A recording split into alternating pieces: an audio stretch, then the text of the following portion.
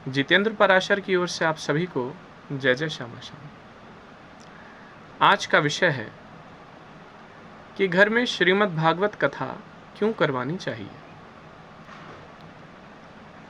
देखिए, यूँ तो श्रीमद् भागवत हमारी सभी मनोकामनाओं को पूर्ण करने में विशेष रूप से समर्थ है। तथापि आजकल जो कुछ बातें ज़्यादा प्रचलित हैं, उनमें से मोटी मोटी आपको बातें बताए देता हूँ। जिसमें प्रथम कि यदि घर परिवार में किसी की मृत्यु हो गई है तो उसकी आत्मा की शांति के लिए हमें भागवत करवानी चाहिए, जिससे कि वह आत्मा तृप्त हो पाए। दूसरे नंबर पे आता है धन संपत्ति। यदि हमारे पास धन की कमी है और व्यापार नहीं चल रहा है,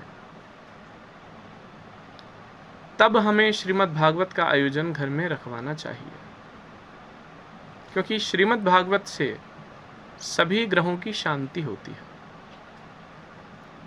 और व्यापार में भी वृद्धि होती है। धन आने के नवीन मार्ग भी ठाकुर जी की ओर से उपलब्ध कराए जाते हैं। तीसरी बात, श्रीमद् भागवत कथा आत्म शांति के लिए करवानी चाहिए। हम संसार में घूमते हैं फिरते हैं, लेकिन कई बार ऐसा होता है आत्म संतोष नहीं होता, आत्म शांति नहीं होती।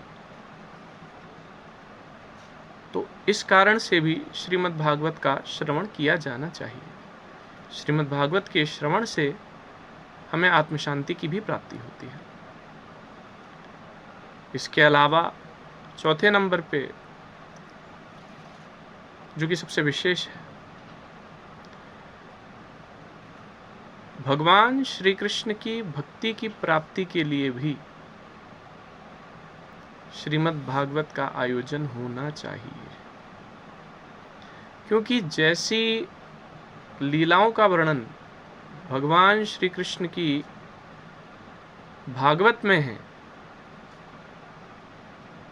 अन्यत्र देखने में नहीं आता।